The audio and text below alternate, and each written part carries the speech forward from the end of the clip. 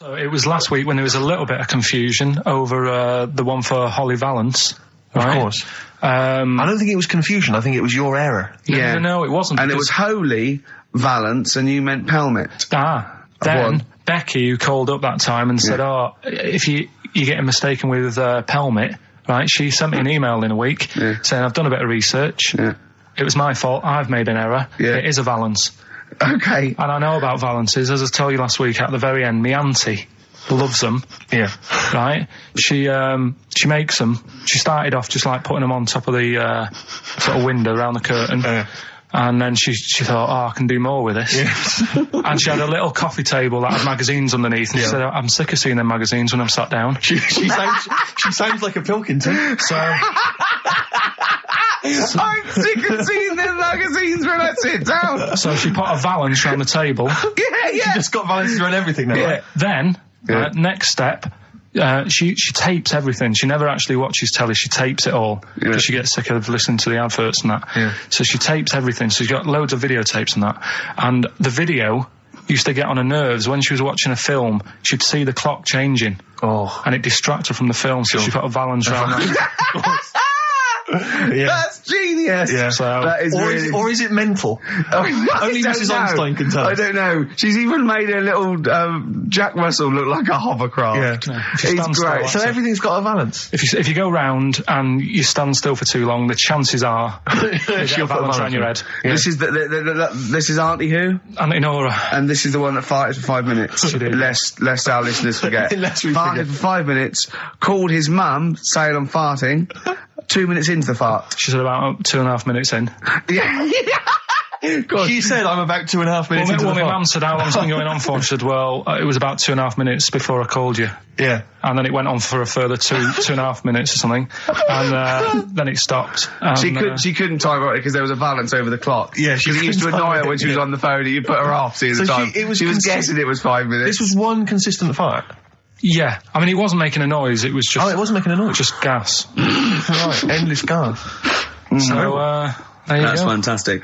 Well, we started off with a new one, a little bit of Foo Fighters. We like new and old on this show, don't we? Indeed, we like to mix it up. I'd like to play this to the Smiths from their debut album, I Don't Owe You Anything. I Don't Owe You Anything. The lads from Karl's hometown there. Indeed. The Smiths. Brilliant, that one. Wow, I went to Manchester, didn't I, the other day? Went up to Manchester for a little corporate.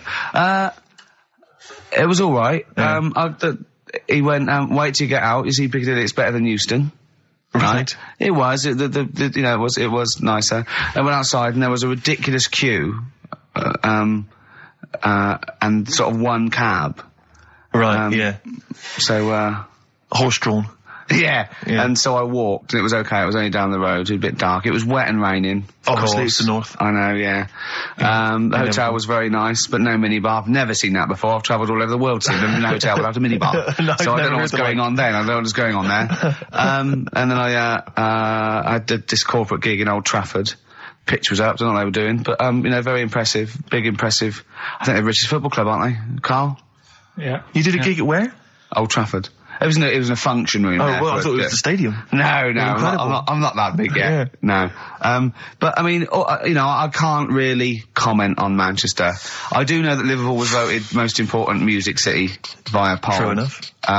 So, Karl, you're making noises while I'm talking. Yeah, but you do this all the time trying to wind me up. And I'm not saying Manchester's the best place in the world, but what I'm saying is, there's bits of it that I really miss. Yeah. Like last Sunday, right? When I'd met up with Ricky, we had spaghetti bolognese, which was alright. And then I said to him, I need some soil. Damn, I wish you'd invited me. It sounds amazing. So I need some soil. What do you think? You need some what? Soil? Soil, yeah. I need to repot a plant, right? Yeah. So, you need to repot a plant? Yeah. Fair enough. So, I'm like, where you can't see these shops in London. Do you know what I mean? There's nothing around. I took him straight to one in my street. Yeah, but near your street, and that's probably the only one in London. Well, you say that, Karl. No, it does annoy me. Round my way, it's like, you can't move for soil shops. There's earth. You can just pick up handfuls walking down the street. Yeah, incredible. People just lean over into someone's front garden. No, you can take the plants as well. No, but what I'm saying is, Manchester, there's loads of decent hardware shops. Yeah. Here, if you want a panini and a latte or whatever, you can't move for them. But for soil, I had to go virtually how many miles away from me to carry that soil home and stuff. Yeah. It's not good. I mean, London's all right, but if cities were sort of marked... It's neglecting the peat market, really. Well, there's barely any mulch available in central London. I'm sick and tired of not getting a good, decent compost of a Sunday. Indeed. So, I'm thinking of moving to the north, where there is loads of soil and gravel. Indeed. And animal shite. Whatever. See, you're eating a biscuit. I can't believe it. Are you bored with this already? Do you know what? MTV called me last week. They called me again yesterday and said, when can they come down to do they're coming down next Saturday, by the way, to do a little screen test for you. They're going to sort of just film you with a little camcorder. You said this. They're going to film you. Are you alright? Do you want to, are you hungry? Do you want to go out and have a meal? I can't believe you're eating while I'm on air. No one can hear that. Do you know who I am? No one can hear that. Explain who I am. Well, that's Ricky Gervais, right? He's made his name on TV. Yeah. Okay, he's done any number of corporate gigs, and they pay silly money. So, I mean, this guy's earning, and really earning beyond his talent. All right? So I think I deserve a little bit more than a little mank eating a biscuit while I'm talking. Rick Gervais? Yeah. Have you won a BAFTA? Yeah, too. All right, so just a little bit of respect. Yeah. Yeah. Carl, well, what have you won? What have you won? I got a bronze certificate for doing a full week at school. That's great. It was only a bronze. What's that then? 3 out of 5 days. And I got me a little Crusaders badge, if you remember. What's the little Crusaders badge? The Crusaders badge for the religious club. So was that the fella that you went and played? You had to go ping pong ball. So they wanted to talk to you about God. Yeah. Yeah. You got a Crusaders badge, did you? Yeah, that's why I went. That's why I joined. That's why I joined. For the badge. I like the little badge. Did 4 weeks and then packed it in. Travis on XFM 104.9 on Ricky Gervais with me, Steve Merchant and Karl Pilkington. We're doing Educating Ricky. Right, final one. Come on, Karl. Right, what was it? It was, why don't they just get a diary or some paper or something to write on? Yeah. Yeah. Because snappy. I couldn't think of a heading for it. It's basically, Go on. people who have tattoos, I've never understood it, right? That they have something put on their arm. Right, sorry. Have we started the educate? Is this part of it? Are you educating me? This is something that will be useful in my life that I didn't know about. Yeah. Go on then. No, it's just that they've got a machine out, right, that does tattoos. Tattoos. You come up with a design you want, and you sort of this machine scans it, and you put your arm in this thing, and you press print or whatever, and then it does the tattoo on your hand. Or on your like loads of little needles that follow a pattern? Yeah, the computer, basically, yeah. Is it a real tattoo? It's a proper tattoo one. The fella said... well, as long as it goes out, it pierces the skin with a I just wondered if it's one of those kind of, those kind of... No, it must be lots of little needles or a moving needle that can go Sorry, along but how is this cleaned, like, in between each person? Dunno, probably... I don't know. Well, no, it's only that if it's one needle, it's just the head, isn't it? If it's one needle that moves, and does it like loads of little... What are we gaining from a machine doing it? Just because they're going to sort of mess it up. But hold on, how do you keep your arm still? Because your skin moves slightly. So the machine it's sort of strapped to your arm. Right, and so the fella, the fella said that the tricky thing was in all this, it was the fact that, nobody would let him test it out on anyone else, so he had to do it himself. But did it work? Because the thing is with a tattoo artist, they can see when your skin's moved, and they can see what they've done, and they keep wiping it and looking, whereas a machine's just got to trust itself. Yeah. So I think one needle could go wrong. If it was a lot of needles, that it just came down, 1,000 needles that was an imprint. Yeah.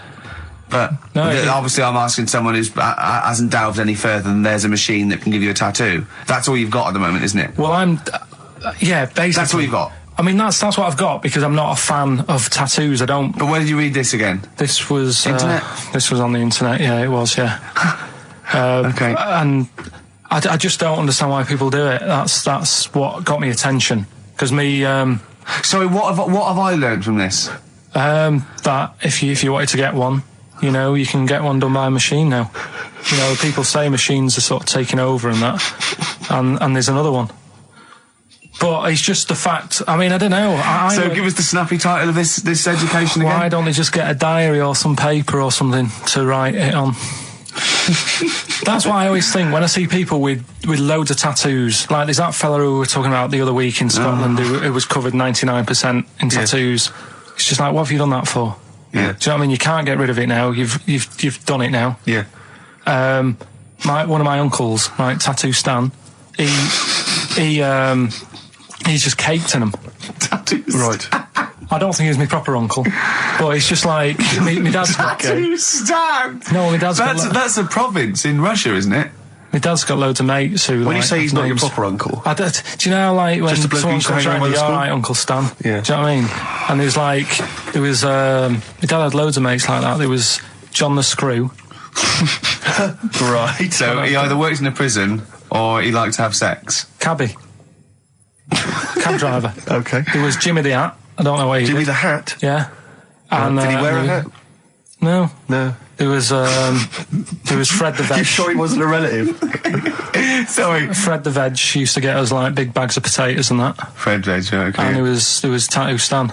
Right. And he was just caked in them. And I used to always look at him thinking, why have you done that? I must have only been like, 6 I or suppose 7. if you're born with a name like Tattoo Stan, Exactly. you're destined, aren't you, were really? they like a 1950s gang? I'm worried about... I'm worried Who were about... doing a bank job? What was his name? The Hat? What was his name? Jimmy the Hat. I'm worried about Jimmy the Hat. Yeah. Not having a hat. I don't understand it. Are you sure he didn't have a hat? Not when I met him. Did he ever wear a hat? I didn't see him that much. Do you think it was a joke, like, when your mate's sort of like, 8 foot and huge, you call him Little John or Tiny? Do you think... Well, the fact that he never wore Yeah, a they hat. went, hold on, I've noticed something about Jim. Go on. No hat. And I go, oh, true, let's call him Jim the Hat. Jimmy the Hat, yeah. But my Uncle Stan, he had like loads of them. He did them himself. Oh dear. And it was always that thing. God. What was it things like? He had like the cross. cut here, Cut one here, on made the in neck. Britain. And if you're going to do them yourself, I'd say at least make sure you're sort of a good drawer. Yeah. And don't do it in the mirror so it comes out backwards. Well, that was the other thing. But like, I remember he did. Names are all right. He had like all his kids' names down his arm. And, what are they called? Yeah. Oh, God, it's Tattoo Stan Jr. Yeah. And Paul shits the bed. I'm trying to.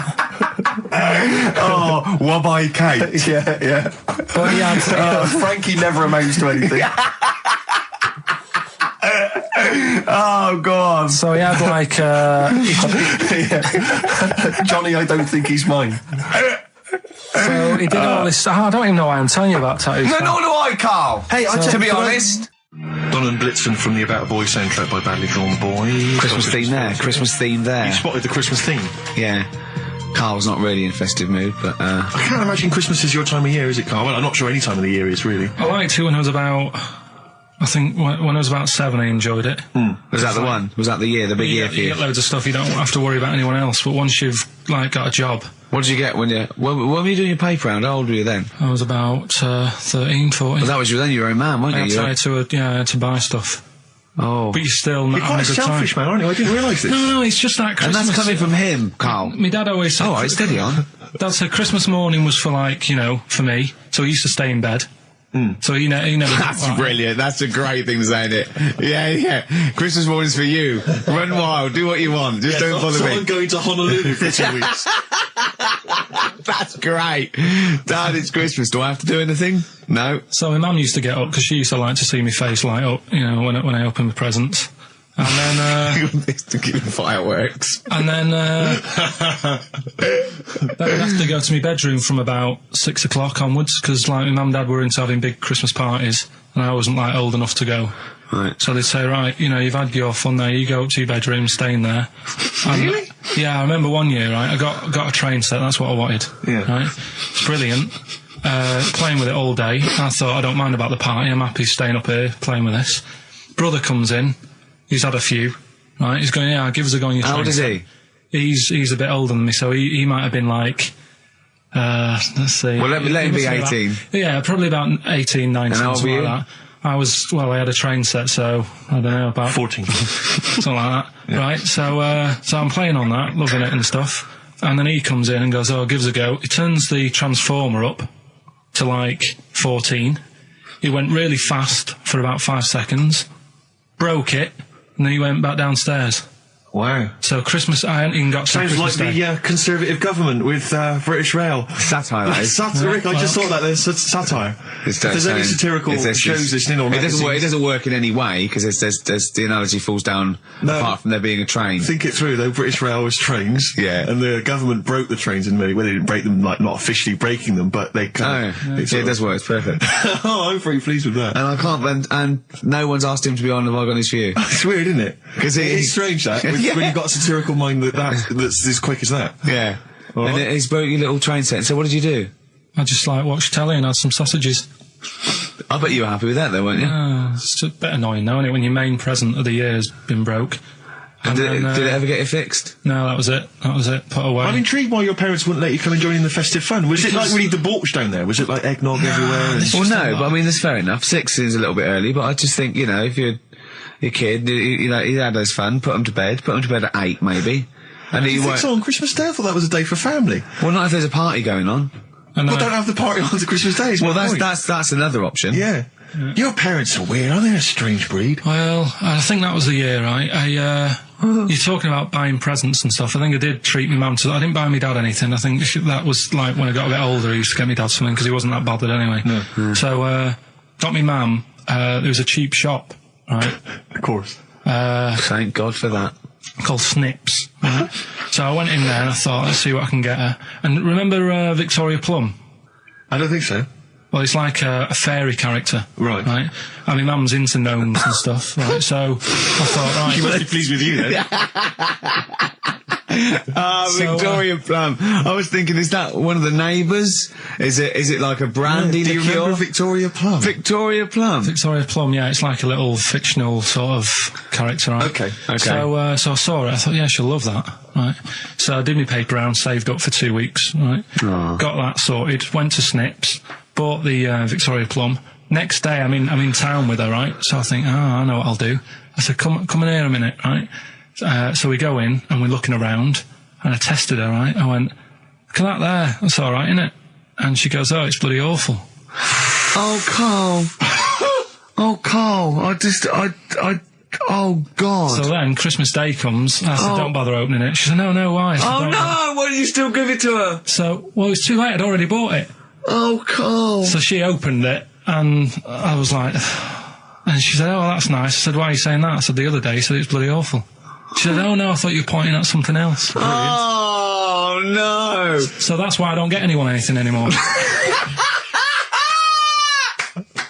Oh, God. Play record. Oh, God. Oh. That's good, isn't it? Not bad. Gold Rush. Let you down. I'm actually quite affected by Carl's Victoria Plum scenario. Just the fact that, like, that eagerness, he wants to make sure it's a great present. He's saved up his paper round. He thinks it's like a gnome, but modern. I'm worried that you're using it as an excuse now, and that's why you're not buying anyone any gifts, because you've had your fingers burned once. I mean, you were 6, 7 years old. To be fair. No, you weren't. You were about 13, weren't you, if you're doing your paper round? Yeah, I must have been, 11 or 12 then. All right. Yeah, so I'd saved up. Oh, no, I'm not using it as a thing. It's just that... What did you get your mum this year? I've sent them some money so they can get a passport. So they can get a passport? Where are they? Immigrants? Are they trapped somewhere? Well, they're in a holding bay somewhere in Dover. Yeah, I got a friend who's a truck driver who's going to sneak them across. What do you mean? So they can buy a passport. What do they do? Sell it when they're a bit down in their luck? No, they haven't got that much money, right? They've never been abroad, and the mate said they might take them next year, and they said, oh, we haven't got a passport, so I thought... You've got to buy a passport, have you? Isn't that your God-given right as an Englishman? No, you've got to pay for them. They're 30 quid each, so you better do, otherwise they're conning me. Right. So you sent them 60 quid? You don't get born with a passport, of course you sent them 60 quid in an envelope, have you? Well, check. Right. I love that. He'll be watching telly and France will come on and he'll go, oh, what do you think of that? She goes, it looks bloody awful. Yeah, don't open it. No. Don't open it. Yeah. Don't open it. So you've not paid for a holiday for them? No, I've just sorted out it's the better prize, isn't it? Because they can't go anywhere without it. Well, the passport keeps on giving. Yeah. So 10 years. That is, yeah. So, but no, I never used to. I mean, I can't think of other things. I used to get me dad once I started getting him stuff. It used to be a dressing gown, and then. But as an extra surprise, he used to put like a cigar in the pocket, so he'd think that was it. Yeah. Then he'd put it on and put his hand in the pocket. Right. And then he'd just hit you because he thought you'd nicked it. Oh dear. So you bought him a jacket with a cigar? That's quite thoughtful. Did you sneak a cigar once one Christmas? Yeah. Well, that's when they used to have like the big do's, like I say. You know, they were known for it. Like the whole estate used to know that. You know, we were having a party. Yeah. So they'd all come round. So they'd all come round and just have food and drink and that. I can't imagine. I cannot imagine how unpleasant that must have been. Awful. And you locked in your bedroom with a broken train set. Yeah. And looking at Victoria Plum, whatever that was. In the bin. Oh, in the bin, yeah. And hear a mum saying, and he got me this. Isn't this piece shit? of rubbish. You could hear him just throwing it against the wall and laughing. And all the neighbours laughing. And you'd come down and just be in pieces with loads of spit on it.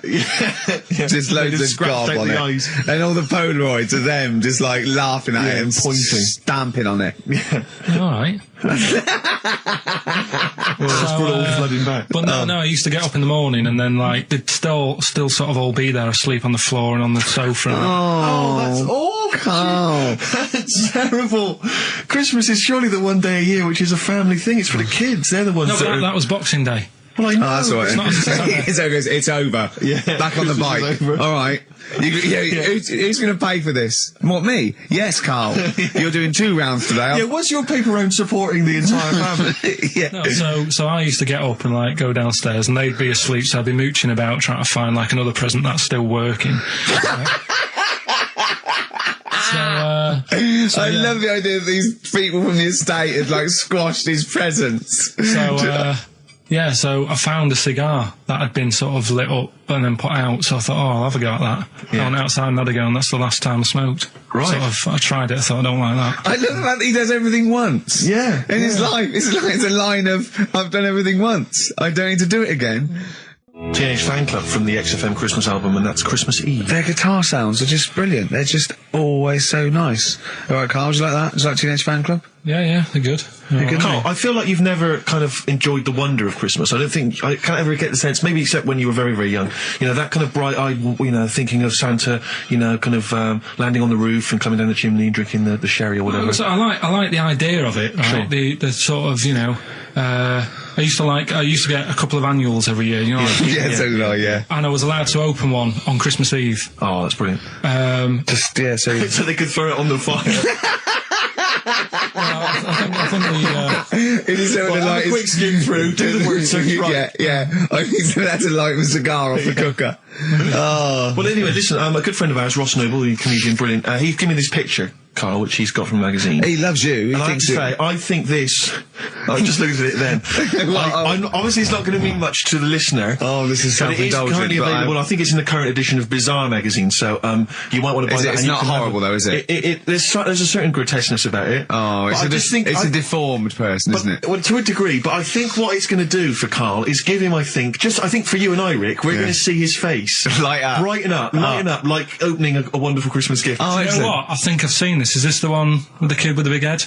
I'll be honest with you, Carl, it is. Have you seen it already? Yeah. Let me just show it to you again so you can kind of It's like, I haven't seen it. It's like... yeah. We shouldn't be laughing at that. No, but that is like the kid who I went to school with. That is the same. That can't be the same. So do you recognise him? Seriously, that is the same thing he had. I mean, I have to say, it does look like it's been computer generated. It's so odd. Yeah. But look at the child's face. I know. Look at his reaction. Don't take another photo of me. I'm not sure this is right. It's not right. But I was hoping that would give you, Carl, just a little glimpse of. We've had a request as well on the best bits. Someone wants to hear you talking about your mates with the big heads. I can't believe it, because every time we go there, we get some sort of complaint about something. About what? Just leave it. Well, that for some reason that always goes from the story with my dad going to Blackpool for taking those kids there. And what kids? And, leave it. No, what? No, I don't know. There's people that know what you're talking about. I'll tell you when we put a song on. No, well, I know what it is, but you can't just say that. Well, Is it when your dad put a kid in the wheelie bin because he was getting out of hand? Yeah. Well, So we're going to we can't go through it again. It's too controversial. We're going to... What's the name? No, well, the thing is, right, you were just saying about what are you, about Christmas.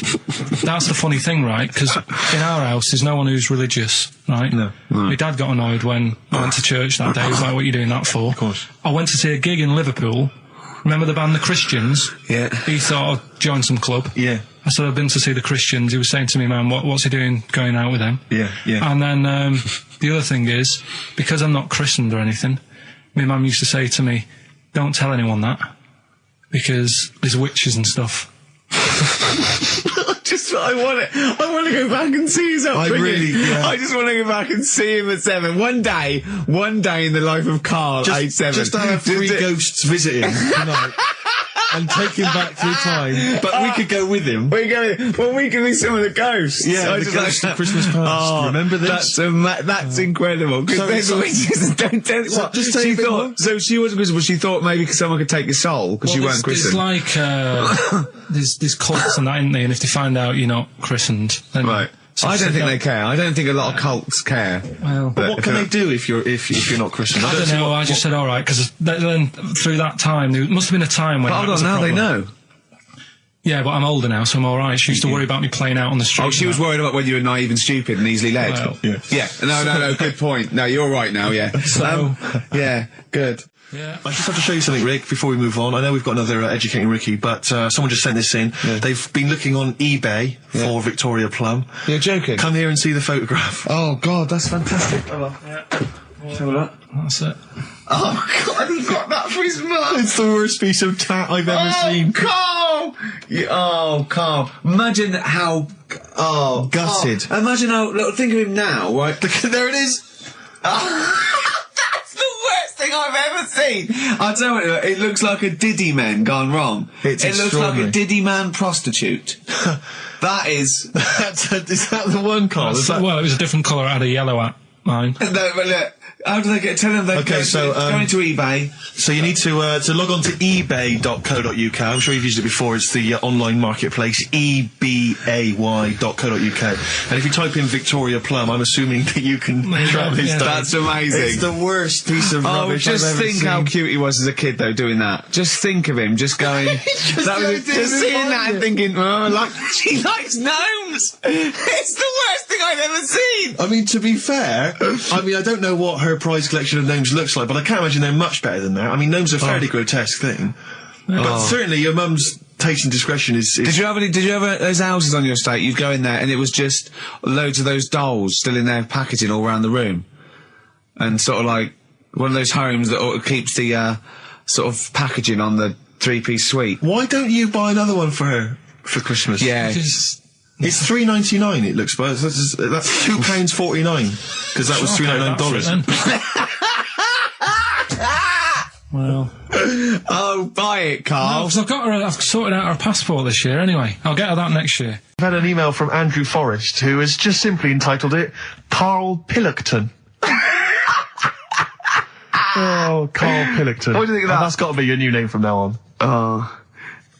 I had a mate who used to use it.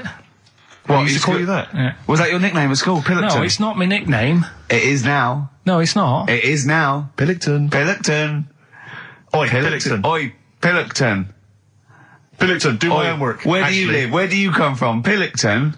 No, there's this lad who called Mark, right, who used to go to school with, who used to call me that. And his mum, right, was like obsessed with cleaning. And I was never allowed in their flat. He makes the place look untidy. So she used to, I don't know if it was just me or all his mates, but I used to turn up and she goes, yeah, he is in, but you know what you've got to do? And I used to have to go round the side of his flat, and he had a computer, right, which I used to play. I didn't have one at that point, but he had one. And I used to have to go round the side of the flat and stand at his bedroom window with his window open, and I'd be sort of leaning in playing the game. You are joking. I'm not. His mum... You had the weirdest upbringing I've ever heard. The things you were willing to do. It's the strangest. What is this town like? No, I stopped going. Was there always music? Right? There's the horse in the house there. Oh, look at these two kids with big heads and webbed feet. All right, Ronnie. All right, Reggie.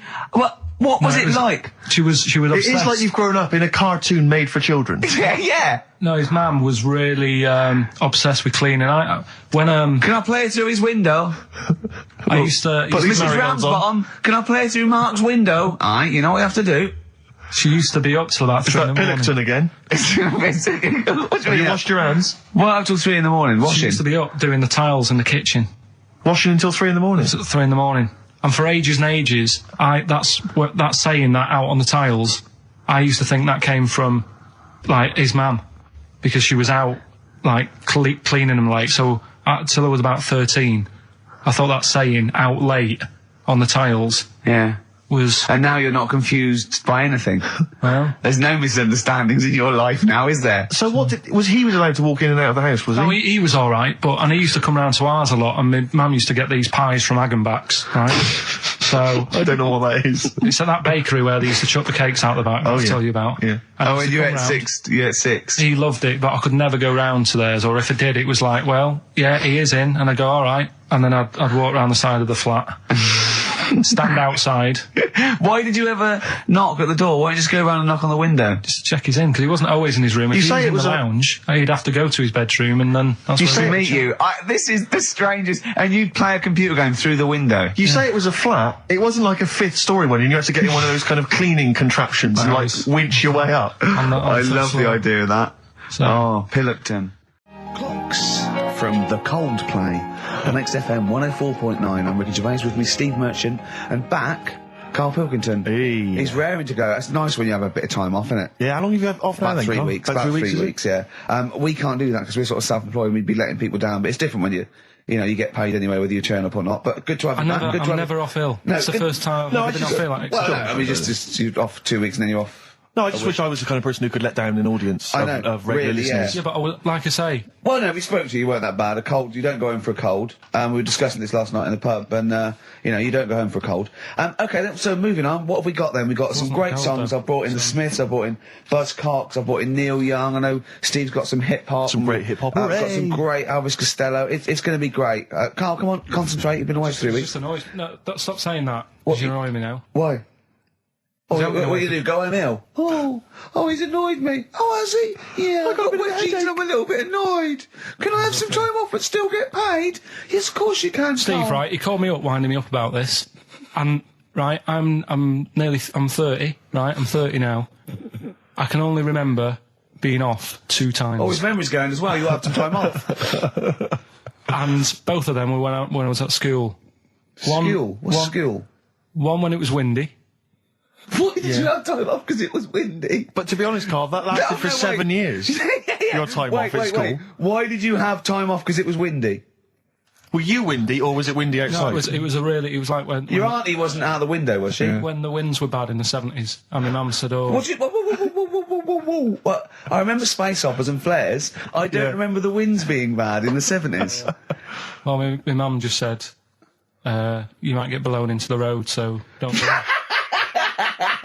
She had so much faith in you, didn't she? As a human being. Is that why she got fired from the pie shop? I'm not coming in today, I might get blown into the road. God. The funny thing it was, right, Steve, they had this thing going at school, because a lot of people used to wag it back then. Right? Used to what? Wag it, sort of not go in. Yeah. Right.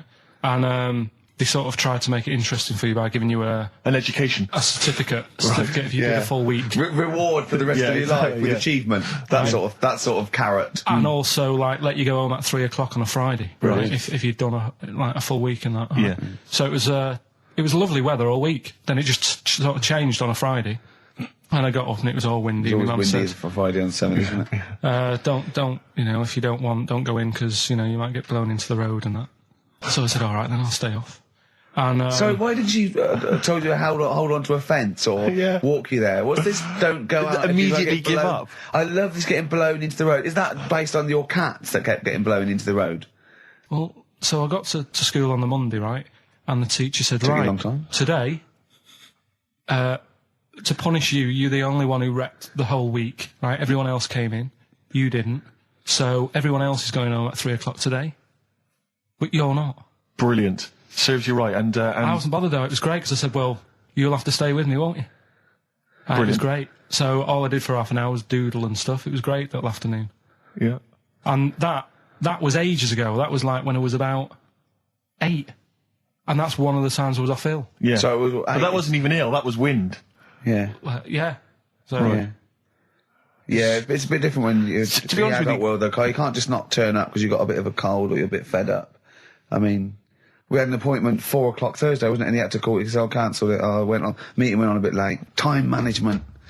Get things done. If it was important, you'd get it done. Play a record, Carl. Pull your finger out, please. When I was a kid, right, and it's all right for you to go into women's toilets when you're a kid. It's like, oh, it's a bit cute, right? As long as you're not, like, over 15 or something, right? Right. But when I was a kid, I went into a toilet, and women, when they use their little cubicles, they don't shut the door. Some of them just sit down on the toilet, right? And you see everything. And, no, seriously, that's probably one of the first times I saw, like, a woman. Yeah. That, right? And my Auntie Nora when she was staying over. What happened with your Auntie Nora? She was, she's into wearing caftans. Into wearing what? You know, caftans. Oh, yeah. What are caftans? Big, bellowy sort of dresses. Right. And, yeah, I used to sit on the floor at home in front of the telly. Sure. She was on the chair behind. Yeah. She did a bit of a sort of a Sharon Stone scene. Oh, God. Yeah. Did you see it? There was no underwear? No. What age were you? What was it like? What age were you? It was like a ripped tennis ball. What? Right, we're off air. Either that or put us in for the Sonys. I've told you before about buying presents. Did those gloves have your name sewn in them? And a piece of string that ran over the back of your duffel coat? You know, I've never been into getting presents and that. I had the problem at that Christmas one, that time with the Victoria Plum. Yeah, we'd hate that. We'd hate to bring that back. We've done that. Because you talked about the because it's kind of to do with your dad, isn't it? He's a very bad gift buyer. Was that the problem? Well, yeah, my dad just wouldn't bother. It was my mum who sort of made an effort, and she sort of worked out half of what I wanted, then she left it to me dad to get it off someone, see if he could get one cheap or whatever. I love the fact that usually people talk about, like, drinking heavily or violent abuse, right? Yeah. But here's what he's been left with and scarred with from parents is bad gift buying. Yeah, and that's the Victoria Plum incident. In the greater scheme of things in the world, that's not a bad thing to have, is it? Right, there was this, this is what it's like about getting presents and stuff, right? With my mum and dad. Go on. My mate, Colin, right? No, Colin Bailey, right? Yeah. He had a little Sinclair Spectrum, right? Computer, which was like the thing to have at that time, right? Yeah. You used to always go round to his house. The deal was... Not the one you had to play through the window because you weren't allowed to. No, that's another lad. Oh, right? yeah. This is a different lad. And the deal was, he came to our house, and my mum gave him a pie. And then I'd go round to his, and I'd stay there for a few hours playing, you know, Hungry Horace and stuff like that on it. Right? Now, my mum and dad knew that I really wanted one of these computers, right? So I waited about a year. Came round to Christmas Day. I thought, I reckon might have one. Turned out they bought me the wrong one. They bought me a ZX81 instead of a Spectrum, right? And Christmas Day, I'm there trying to load the games up. It's not working. I'm thinking, what's wrong, right? And the thing with me, when I was a kid, I used to get quite sort of agitated. This is the moment, right? I found out that it needed a RAM pack to make it work, right? Looking in the thing and it's saying, and make sure you put your RAM pack in the back. And I was like, oh, where's the RAM pack? And my dad's going, I don't know, I've got you the main bit. That's it. So I was that wound up. I just was sick, right? Just sick. Oh, I didn't feel sick or anything. I just was like, oh God, went to the sink, just sick, because I was that on edge about it. I said, come on, we've got to get one. And my dad's like, Tandy's shut. We're not gonna get anything today. Ruined again. Christmas Day. That was after the year when my train set got blown up by our kid. The following year, no RAM pack. And now you ask me why don't I get good presents? He's scarred. He just I'm gonna die. Honestly, I'm gonna die. He's just clean sick. Yeah. There's no RAM pack. Did you get to the bottom of it? Why wasn't there a RAM pack? You have to buy them separate. Oh, okay. What do you mean I can't play Frogger? Oh no. So, wasn't there another incident when you threw up? Spontaneously threw up? Through sheer anxiety? I do get it. It's not so much now because I've relaxed a bit, but as a kid I used to be quite on edge all the time with certain things. Do you think that's what happened to your cat that kept being sick? That it didn't get the food it wanted, and it just threw up? Do you remember that? Yeah. God, so they shaved it. Yeah, but again, you see, the cat thing, I mean, it's mad. I was thinking about it the other day, right? I used to think I had quite a normal upbringing. You didn't. Right, and someone was talking Your about mother once told you not to go to school because it was windy, Carl. It was not a normal upbringing. The cat was being sick, so she shaved it, so it was easier to clean. Right, well, my mum and dad went on holiday, right, and I stayed at the Ross's down the road. Oh, yeah. Only a kid, must have been about 5 or something, right? And I was always running around in the house. I had a lot of energy as a kid. What the Ross's did, they had this cat that was dead violent, the most violent sort of angry cat I have ever witnessed. A tiger. It was honestly, Steve, if it was bigger, it would have been, because it was just always having a go at you. Yeah. If you went to pat it on the head, it went to bite you and stuff.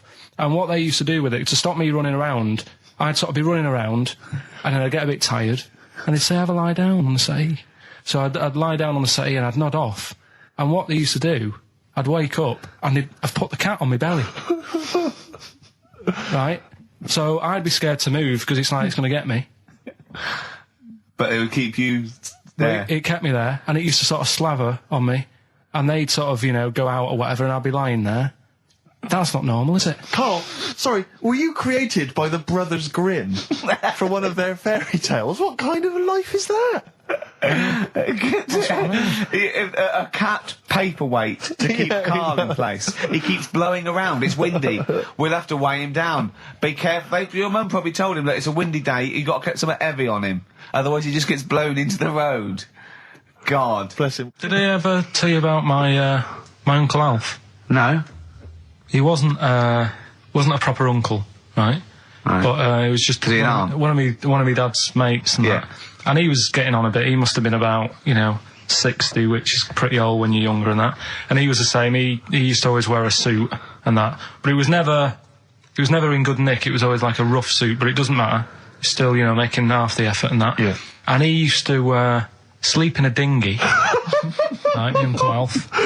What? In his house? Yeah. Why? Well, in a flat, he's in like a little bed sit. Because he only had a little bed sit, and he was into boats and stuff. So he had this Two birds with one stone. Had this little dinghy, had a little flat, thought, well, it's tight space and that. He had a dinghy as a bed, and he had 2 tellies, right? He had 2 tellies, one that the sound worked on, the other one only the vision worked. So if you wanted to watch a programme, you had to turn both on. Put them both on like BBC One, turned one up and watched the other one. Wow. That's extraordinary. From his dinghy? Sat in his dinghy. That is brilliant. It was an inflatable dinghy, it wasn't like a wooden... Yeah, an inflatable one, yeah, big inflatable Did you ever go around and visit him? Yeah, now and again. Was it weird seeing a 60-year-old bloke in a suit in a dinghy inside watching 2 tellies? It's weird at the time, I thought. Which of the TVs stopped working properly first? I mean, did he... let's say the sound went on one of them. Yeah. Did he carry on watching the other one, hoping that the other one was fine? No, he went and got a new telly, and then the vision went on that, and he went, oh no. He went, hold on though. Wait a minute. I've got another telly in the wardrobe that I haven't used. It must have been like that. Yeah. Wow, he sounds brilliant. Is he still alive? Yeah, he's still around, yeah. I haven't seen him for years, but he used to... was he married? I think that's what happened. I think his wife passed away, and that's when he had all this... he had a boat. And it's like, oh, where am I going to put it in a bed sit? And it was like, hang on a minute. Yeah. You know what I mean? Sleep in that. So, yeah. I wonder if you ever brought any women back. Just the idea of bringing them back, getting down to it. Shall we move into the bedroom? Ahoy! Oh, that is fantastic. What were we talking about before? I was going to tell you, the most complaints ever, the last Temptation of Christ. I haven't seen it. Was it Scorsese, isn't it? It's Martin Scorsese, and I've bought the film actually recently because I was intrigued to see it, but I've not actually watched it. But from what I understand, the reason that it was so outrageous is because it has a whole sequence which shows what it would be like if Jesus had lived his life and not martyred himself on the cross, but lived his life as a human being, part of which is him having sex. And so I think that was chiefly what the outrage was, that it was showing this godly man to be, as human as he was supposedly, because he's supposed to be human as well. So that's the reason. That was the reason that there was complaints there. I don't know. I haven't seen the film. Well, I can't say. You see him, do you? You see him having sex, I think, yes. Although it is an actor, Carl. Yeah, it's not actually Jesus Christ. It's not the real Robert Powell. No. It's an actor playing Robert Powell. Is that, you see, sex on films and all that, right? When I was growing up, I'd be watching... No, I'm just saying an example of this, really, right? When I was growing up as a kid and I'd be, watching films with my dad, right? He'd really be enjoying a film, right? And then a sex scene would happen. Right. And he'd go... On film? Or just behind you? In the film, a sex scene would happen. Your brother up to his old tricks again. And he'd get up and go make a cup of tea, right? Right. Typhoon? That he'd stolen from some sort of telephone box? And, even recently, he thinks it ruins a film. Do you know what I mean? Because there's no need for it to happen, is there, really? Yes. Why? Sometimes it's warranted. If the film itself is there's some films it isn't though. Some films it isn't. Some films it's arbitrary. I think the films that him and his dad watched together on Channel 5. Probably not. Is it only on Channel 5 in your house? But let's put it. Yeah, if you're watching, I don't know, a late night Friday night, from 1983. Yeah, Illegal Briefs. A beautiful lawyer has to defend a man who may be a killer. She falls in love with him, but does she know the real man? Oh dear. You know what I mean, though. Lest you forget, of course, that I... Love Heat. With the bloke that is now in... Go on. Of course, that I, according to the Internet Movie Database, I once appeared in one of those films, in the film Killer Image, a Canadian film, I believe, from 1989. According to that computer... it's all wrong, isn't it? It's all wrong. It's all wrong. Of course it is, yeah. Apparently, I was in that, and I played the role of Kirk. Was it a porn thing? No. I think it's just an erotic thriller. Oh, right. That I suppose it You only had a very small part, though, didn't you? Indeed. Yeah. But no, do you know what I mean? Sometimes you don't need to go that far. Say, like in this Jesus programme, right? Film. What's it called? The Last Temptation of Christ. Just like talking... what's his name? Is it Ralph in The Simpsons? Yes. I drawed a kitty cat. It's like talking to that. Yeah. No, but right, this temptation thing, right? Do you know, often we don't get that many complaints on this show. We don't get very many complaints. And I think that's either because there's no listeners, or B, it's because most people agree with Carl, and that terrifies me. Or they let him off, because it's like, you can plead insanity, you can go mental and kill a few people, where they go, oh, he's a bit bad. Exactly. No, but was it because, they're saying that he was having it away, or is it because you saw it? What got the complaints? The complaint was the very suggestion that Christ it was a blasphemous thing, not the fact that you saw an actor's knob. So what about if they just cut it down a bit and you saw the little stable door closing? It wasn't the baby Jesus having sex. It was the grown man. The stable door shutting. No, but you know what the nativity scene? That is brilliant. The wise men saying, I can't believe we brought myrrh, we should have brought condoms. Yeah. There's 2 for 1 offering, Boots. Yeah, I don't know what we were thinking. It was frankincense. It's just that it's always awkward. Should we apologise now to the Christian church as well? So the little Chinese fellas, little Welsh fellas, and the little Christian fellas. We haven't said anything wrong. No. It's like, you see, when I was growing up... Stable door. I love the idea that in Carl's world, he was born in a stable, just thought, I love this place. Yeah. I'm just going to stay here the rest of my days. This is good here. Oh, brilliant. But when I was watching telly with my mum and dad, it still happens now, right? My dad will sort of go, ruined. Good film ruined, right? If some sex scene happens. But what are we talking about sex scene? Are we talking about a kissing, or are we talking about penetration and looking at the camera? Going, are you enjoying this, Pilkingtons? What are we talking about? What is sort of extreme levels are we talking about? Right, last time I was down there, right? Yeah. What was it? Meet Joe Black. Meet Joe Black. Meet Joe Black is a terrible film. Yeah. Right? There was good film, and then it's going to happen because the music comes in. Brad Pitt's keeping quiet. A woman's eyeing him up. Sure. So my mum, I love that. My mum's worked it out already, and she's going. Anything on the other side, love? She knows. She knows it's something's. So you can be enjoying a film and you can be an hour and 10 in, and then some spidey senses of one of them can go, should we turn it over? And the other one goes, yeah, all right. Are you sure it's not them protecting you from scenes of sex? So that what they're thinking is, what if Karl gets the idea to have sex? Yeah. That could lead to procreation. We don't want any more like him. Yeah. We've got to end the line here. You sure it's not the doctor? Keep calling out going, you are keeping away from exactly. women, aren't you? He must never find out. Are you how sure it's they're not done. embarrassed because they're watching a sex scene with their son? It happens every time, right? There's two things that my mum does, right? It's that, if there's sex scene on the telly, she'll go, anything on the other side, love? And the other thing she always says, if ever there's anything on the telly with Elvis in it, she goes, oh, I like him, right? And we all know, we sat there, we know what she's going to say next. Yeah. So you don't even bother saying why, right? And she goes, he liked fat, ugly people. He what? He liked fat, ugly people. He didn't always go for, like, the good-looking fans in the crowd. What Elvis did? Yeah. Right. That was always the thing. And I'm sorry, no, hold on. I don't know what we're doing now with our lives, Steve. Right, wait a minute, right. So your mum says two things, right? She either says... Is there anything else on the other side? Or, I like Elvis. There's a pause because you know what she's going to say next. She says, he liked fat, ugly people. How often does this occur? Well, because they've got, like, Sky, there's a lot of those channels on. They're like the music channels. So Elvis always comes on. There's either an Elvis film, there's, like, a classic hit by him on... And she'll go, I like Elvis, he liked fat, ugly people. And what do you mean he liked fat, ugly people? Is she a fat, ugly person? Because there's that special Vegas show, isn't he, where he's dancing about, right? And he's got loads of scarves around his neck. Towels. Yeah. And, like, he always hands them down to the fat, ugly ones. Right. And I always say it's because they're the fat, they got a sweaty face because they can't, you know what I mean? I don't know what world they live in. I don't know how we've gone to this subject. What sort of world are you got when you're watching his face? And what do you mean fat, ugly ones? You mean they're in the front, they're sweating a lot because they're a bit chubby? So she thinks, is giving them a towel because it's he's really going, wipe your face, you're putting me off, you fat cow. Stop sweating near me. There's another one. What? So, hairy Chinese kids. Yeah.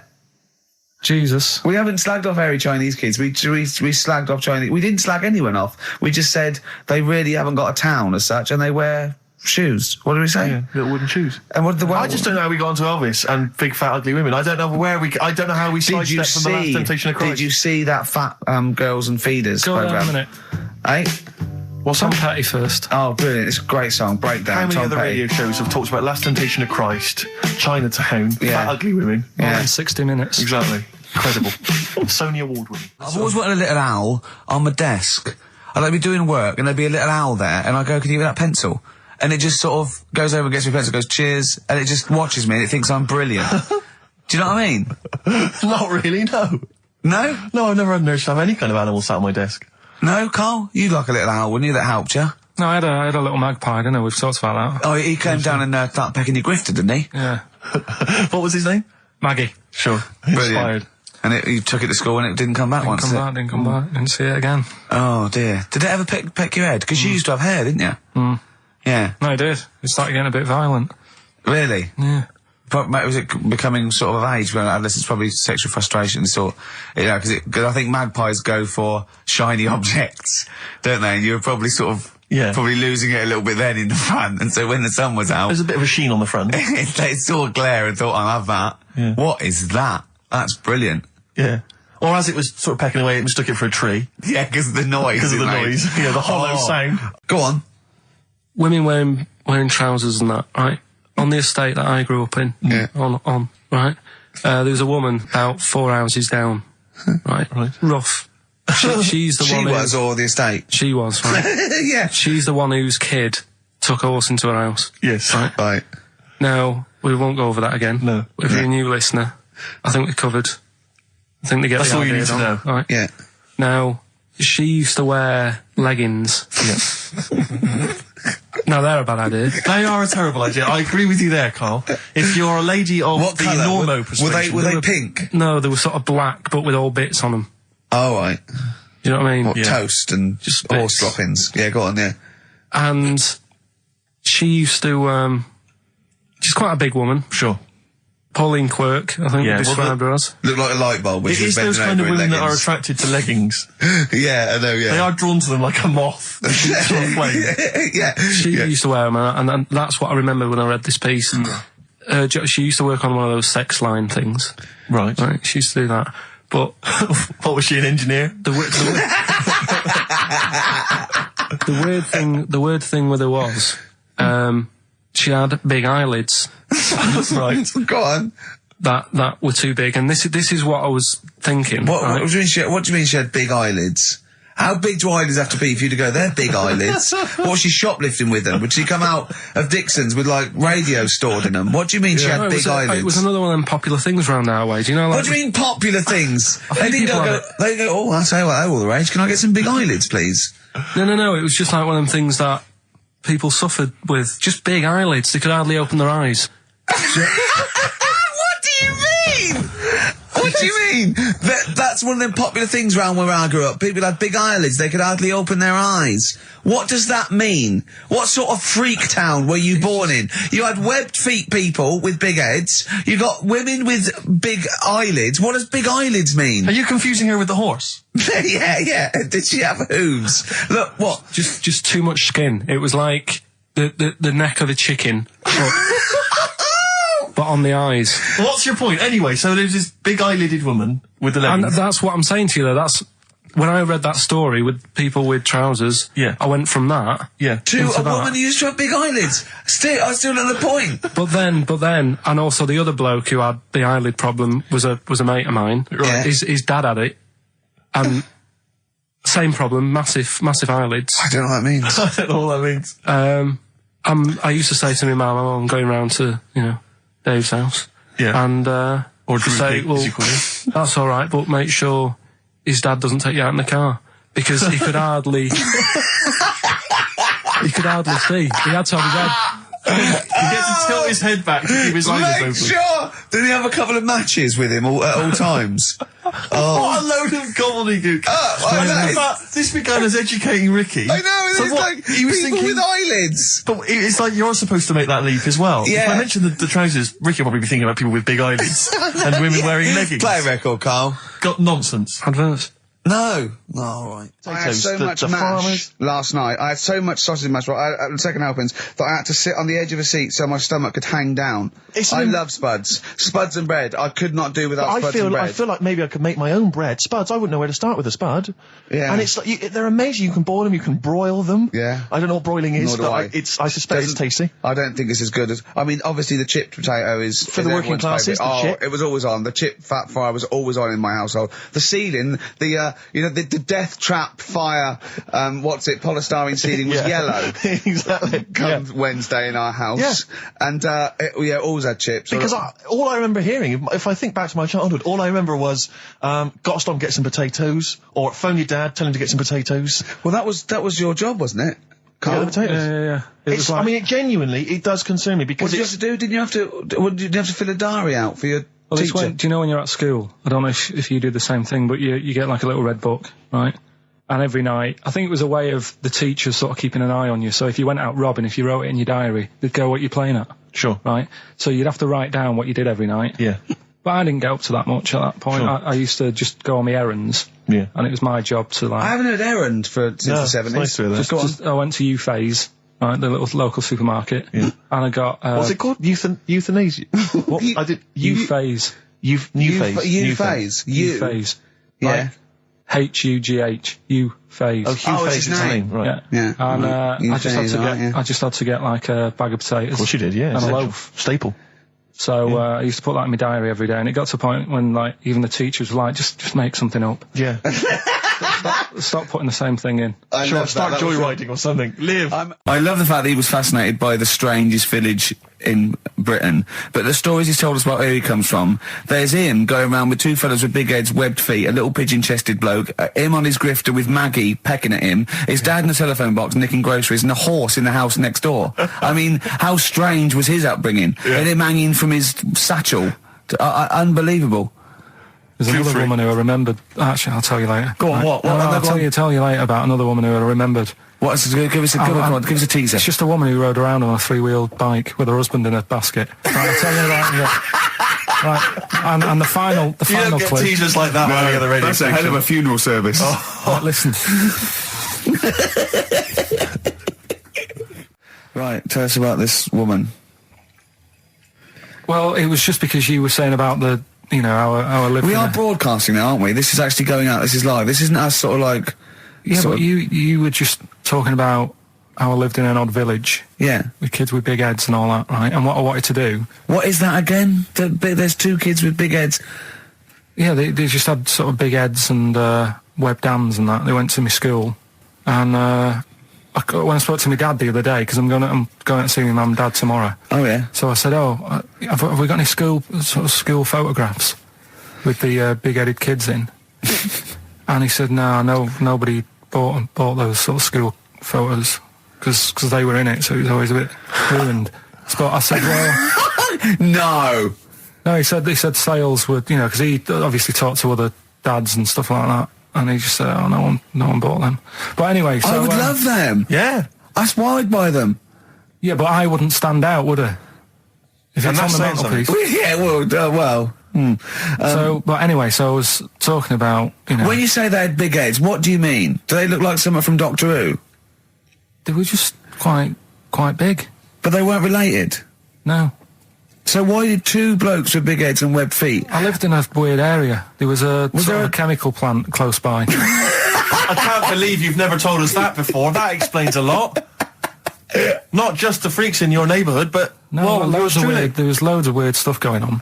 There was this, like I said, there was this woman who used to, like, live in one of the council flats, right? And she had a 3-wheeled sort of big... What do you call it? 3-wheeled son. He was the weirdest bloke we ever knew. Well, they call it like a big tricycle, but for an adult rather than one for a kid. It was a big one. It wasn't a motorbike, though. It was a... No, it was a push bike thing. Right. Yeah. And she used to sort of ride down the road with a fella sat in the basket on the back with his, like, legs dangling over, and they'd be going to, like the pub and what have you. Was it a different fella each time, or the same one? No, same Yeah. little sort of bald-headed fella. So it wasn't collection for, like, organs and things? Bring out your ill. And then people just throw Grandad just in the back and go, right, we get £4 for Grandad. But she used He's to got a lovely pair of testicles on him. They're very low, but they Bring out your dead, or nearly dead. She used to pick on her husband quite a lot. They'd be in the pub and what have you, and they'd be sat by themselves, but she'd always be sort of, you know, having a go at him, moaning at him, sort of pushing him about and that. So my dad and his mate, right, they went round to their house, knocked on the door, she answered, and he said he was a copper, right? He said, you know, Detective Pilkington, gonna come in and have a word. So I'm just going to make a note of impersonating a police officer. Yeah, but for the good, he went in and sort of now I've heard, it's a superhero. Yeah. I've heard, you know, you picking on your husband a lot. Yeah. We'll be keeping an eye on you. Do it again, and there'll be trouble. And she backed off after that. She was all right.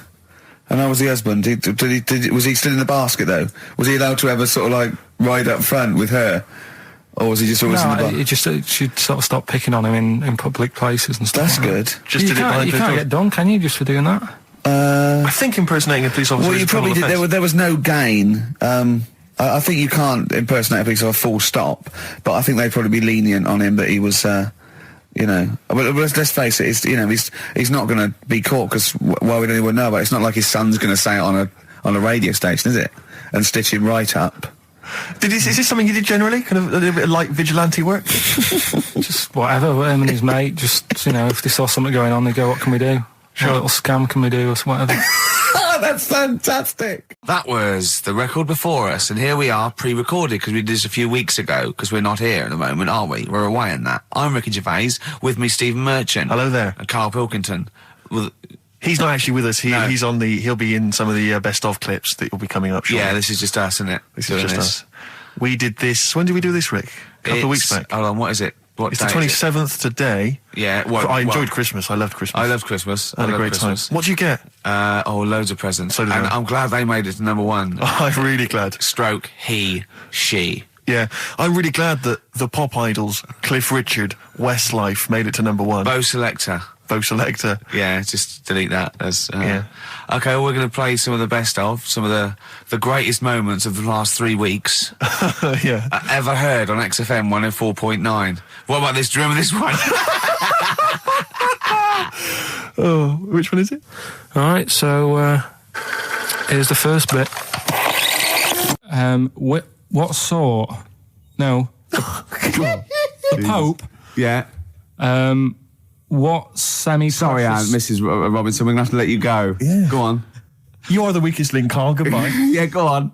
The Pope. Yeah, the Pope. Yeah, we've got the Pope. Yeah, that's not strictly a question. He wears a... He wears a Desmond's hat. He wears Blimey trousers. Yeah. Does he live in a council flat? Yeah, he lives in a council flat. He wears a semi-precious stone. What's the stone? The Pope wears a semi-precious stone. What is the stone? You mean, what is it called? Yeah. What is it called? What, has it got like a kind of papal name? I think it's like, is it a 18-carat one? So we got to try and get the carat yeah. of the Pope's big diamond. He calls it Dennis. He calls it Dennis the Stone. Do they want the type of gem it is? Like, or is there some kind of papal name for it? Or do they want it like the Rosetta Stone? Or I don't know. I can't see. Play a record. Play 2 record. Let's not. Where's your head at? Basement Jacks. Right, okay, let's get this right. Have we knocked this on the head then? It's not happening. Oh, here he is. Look. Here he is. Come in. How have you... Oh, God. I don't believe that. Oh, that's pathetic. I do not believe that. That's absolutely pathetic. Now, they won't believe this, will they? No. Right, if I say that Jonathan Ross just got his massive member out, and he is a big lad, come and sit down. I've got your tickets, Mr. Gervais. Thank you. What's going on here then? I mean, why are you dropping off tickets? Well, because, in the spirit of the Comedy Awards, we like to have the rising young stars of the British Comedy Awards. That's right, and that's me. Well, we couldn't find any this year, so we've asked Ricky whether he would sit in the rising young star seat, and I wanted to deliver the tickets personally, so there's no excuses if he doesn't turn up later. Yeah. I always suspected that you were sort of pretty well endowed. Yeah. And now we've seen, it's on webcam, That was just one of my cocks. That's the one you're wearing today. Don't say that. No, This is meant to be the happening young station. What's going on? No, you can't say stuff like that. You can't. Just careful what you say. Look up to Julian Clary. 10 years in the wilderness, and he comes back in a person. 10 years in the wilderness. Happened to you. That's Jesus you're thinking of, isn't it? Just because you're on everything at the moment. I walked in here, and I came in here, and I thought, this is the young happening place, and what do I see in here? 3 old men sitting What are you talking about? I'm only 28, 27. You're wrecked. You all look wrecked. Well, that's because we're always partying. I was looking for some youngsters. Where's the youngsters? I wanted to see some tight leather pants. I wanted to see some foxy chicks hanging on you everywhere. What is it? It's a bunch of old blokes and a bloke up there washing up in a sink. But look at him. He even dresses for radio. Look This at is him. ludicrous. It's amazing. Looks like you're I love the fact you were on the phone to Gervais last night, weren't you? Asking his advice on clothes. Look at him. He's going for the man down the DSS. I like that look. That's a nice look. Have you got a single pair of trousers that aren't elasticated at the waist?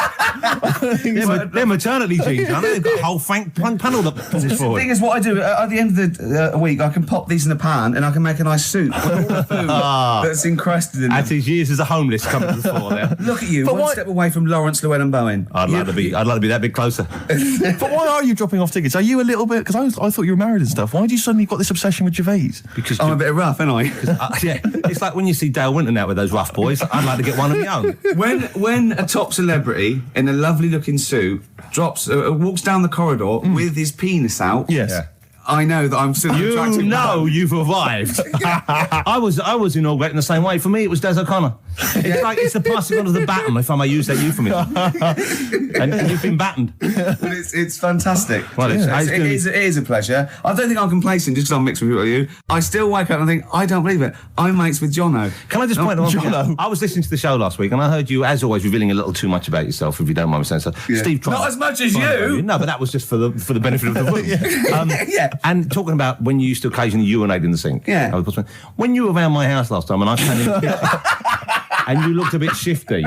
No, please reassure me. It was more ownership. I was like, I went to my territory, and then other people that come in that go, has Gervais been round here? It's like just marking my territory. Because my coffee the next morning had a hazelnut tang to it that I don't remember putting in. Can I just say something? Because I used to mention to you, Gervais, when we first started getting involved in the business. Yeah. I should say, if there was one celebrity I'd like to be friends with, it's Jonathan Ross. Yeah. Lo and behold, Ricky's befriended Jonathan Ross. I'm nowhere to be seen. But not invited round. Ricky told me that I could be his friend, providing I never extended the arm of friendship. Right. Yeah, if you ever... I thought as much. He tries to keep everyone else down he works with, from the office, all the other shows. He tries to keep them down. I didn't even want you to come in. I wanted to meet you on the steps. Yeah. I didn't even want to tell him you were around. But you called. He went, who's that? And he saw your name come up and he went, well, can I meet him? Well, you're coming tonight, aren't you? This isn't Radio 2, by the way. These links are way too long. This is snappy radio. We have to play out... Yeah. You might The be kids have lost interest. But the kids want to hear Coldplay, Catatonia, You know what I like? How about some more of that instantly forgettable hip-hop you play each week?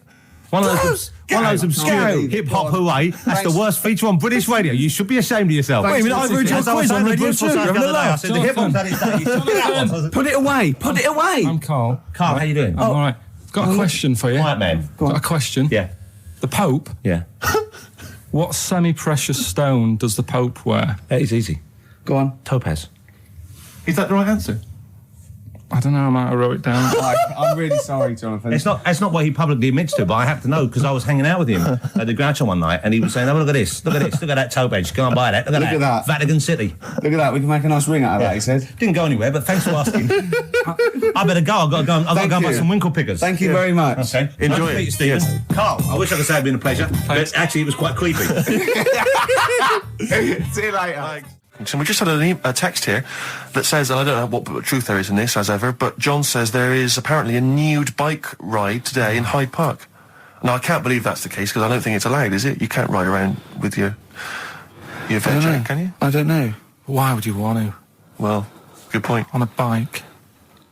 On a bike, I love the fact that that's what disgusts him. I want. Do you know what? If we did appeal for a nudist to call in, I'd want a very specific sort. I want a German nudist, a middle-aged man called Helmut. Okay. If there is any, or the closest one to it. So I want a middle-aged man from Germany. If your name is Helmut, you're in. But I'll accept Hans. Carl would be good, wouldn't it? All right. Yeah. I think I'm wondering if the age might. Maybe we could we broaden that Okay, a just a German nudist bloke. Right.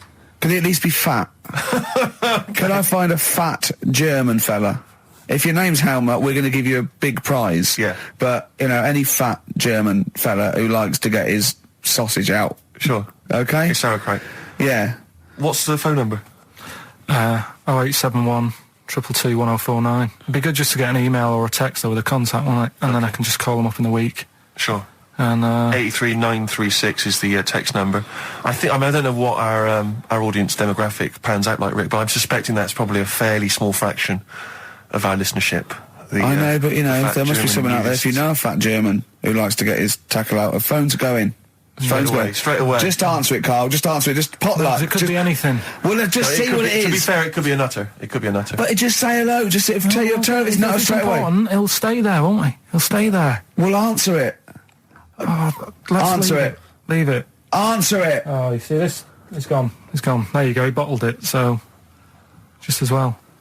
Well, you took too long to answer it. There's a vicar in Australia who's started sort of doing his services and all that in nude. Hot, isn't it, out there? Yeah, where'd you get the churches aren't. Churches are pretty cold.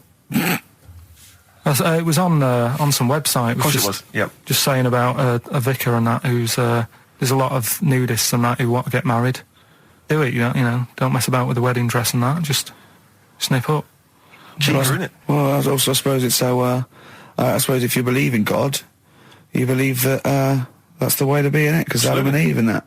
Yeah, but then in Adam and Eve, the shame made us dress up, didn't it? Yeah. Eating the apple and things. Yeah, but God didn't want that, did he? No, he wanted to see it all. He was loving it. He was having a whale of time getting a life full of all of that, and then the snake said, cover yourself up. Stitched him right up. The brilliant Blur, Out of Time on XFM 104.9. One of my favourite singles of the year, and that's another thing. We'll be playing our favourite singles of the year, as well as our favourite clips of our own show. Rick, I imagine if people have got a bit of Christmas money, they're wondering what they can spend it on. Office DVD? Well, other than that, these guys have got some ideas. What, adverts? Brilliant. Ooh, those boys can rock there. That's the Guns with All Their Roses and Sweet Child of Mine. On XFM 104.9. I enjoyed that. Yeah. That was good. It rocks. I hope the audience was playing it loud like us. Yeah. Ricky Gervais, Steve Merchant, Karl Pilkington. Well, look at him yawning. How rude is that? Carl, what's wrong with you, man? Have you been up late? A little bit. Girlfriend was away, wasn't she, yesterday? Yeah, I always have a problem with that. I always have, because you don't go to bed, do you, early? Do you know what I mean? You sort of think, I just always find that thing that if, you're used to living with someone, one of you will go, let's go to bed, then you'll go, all right. But when you're on your own, you go, you just forget to go to bed. I just stay up. Okay, stop eating now, Carl. You've ate all the food. That's just a plate. All right. Okay. Yeah. No, I stayed up and watched, there was a thing on about Dracula. Right. What, Dracula? And I found a flaw in it. Go on. Not the fact that he's the living dead and and drinks blood to stay alive and he doesn't reflect. And he can turn into a bat. Well, and you can go on. The mirror thing. You can't look in mirrors, can he? Well, he can look in mirrors, but he can't see himself in a mirror. Yeah. Well, it still doesn't work. Go on. It doesn't work at all, Carl. It doesn't work at all. Go on. No. Well, centre parting's always really neat. His centre parting's always really how neat. does he do it if he can't look in the mirror? Blood on the floor or something it was called. Rubbish. I love the flaw in the Dracula film is that his centre parting's too neat. How did he do it without a mirror? Oh. Was it a documentary about Dracula? No, Yeah, there was the real Dracula. The real Dracula. Yeah, the real Dracula. The It's just a film. It had blood on the floor or something. It's called. Yeah. It's rubbish. We had a little lunch yesterday, didn't we? We did indeed. That was a nightmare. Yeah. I hate going out with you two. I was explaining to Carl, right? I like to excite Carl's imagination, right? And if it involves chimps or monkeys, all the better. Brains he likes, parts of the body, deformity. I know where to, what buttons to push. And I told him about this thing. I don't know if any of you out there know about this, but there's an experiment they did in the 50s, a clinical psychology experiment where there's your two hemispheres of the brain, okay? They're joined by a thing called the corpus callosum, right? Which is just a little flap of skin, like a little scarlet lead that joins your two hemispheres. And what they did, they cut that in half, and they thought it was a cure for schizophrenia, but what it turned out to be, or epilepsy, I think, I can't remember, was that your two sides of your brains didn't function together. You couldn't get information. I was telling Carl all this thing, and one of the things I told him was that they did it on a monkey, and it fought itself over a nut. Like its right arm was connected, by its left lobe of the brain, and it was fighting over itself. And Carl went, instead of thinking this is amazing experiment, he went, would it have been happy if you'd given it two nuts? Yeah, I know. Well, you started off by explaining it. I remember you mentioned, because I was watching the two of you as you were describing it to me, you said, of course, one side of the brain deals with symbolism. And as you said the word symbolism, I noticed Carl drift away from looking at you, pick up his mobile phone and start pressing buttons randomly. And I thought it was the word symbolism that got him. And I noticed it took you just a moment longer. And I think the first thing you said was, when did I lose you? Yeah, I knew I'd lost him. It's extraordinary. And he doesn't even try to disguise it. I said nomenclature at one point as well. Right, yeah. And I knew I was dicey with death there. Yeah. But I told you tried to look it up, didn't you, on the web? You didn't find anything about it, did you? The spelling of it's what is it again? What's the word? Corpus callosum. Yeah, so I couldn't do it. No, there's no point. Yeah. Don't bother. Give up. Don't bother. Give up. So if anyone knows any interesting facts about that, but yours hasn't been cut in half, has it, Carl? That would again might explain something. I'll tell you what we will be talking about later. I don't know if you're sort of aware of them, Steve. Go on. Bonobos. Oh, I don't know much about bonobos. I told him about he was looking for stuff. I said, put in bonobo. He was having no luck with chimp. And they're a form of chimpanzee, but they're even closer to us, evolutionarily speaking. They've got their social groups are more like ours. They're more intelligent. And he was loving it, weren't you? So is it human bonobo Carl? Is that how it works on the evolutionary ladder? Chimp Carl. Yeah. Talking about him. So we're talking about bonobos. You're excited about that? Yeah, That's coming up in monkey news? No, I think it's a bit of a monkey bonus. Because my Auntie Nora, she same thing, pumped her with loads of drugs. She used to have a cabinet next to the bed is like boots. She's got loads of stuff, right, for all sorts of stuff. And I mean, she's not that old, but she's on loads of stuff, right? She's a bit coked up, is she? She called up my mum once. And, yeah, you told us this. Go on, tell it again. And she said, "Oh, how are you doing?" And that. She's all right. Bit worried though. My mum said, "Why? What's up?" She said, "I've been breaking wind." So she goes, "Well, She says, "No, but this one is going on and on and on." And she was like, she was like, what do you say? What's like passing wind, farting for 5 minutes. one thing, not like, trumping and then nothing. Yeah. Continuous drone of a fart. Yeah. I don't think she had. How big was she? She must be the size of a barn. No, she's not that big. She's, she's good for her age. No, but I mean, quite slim.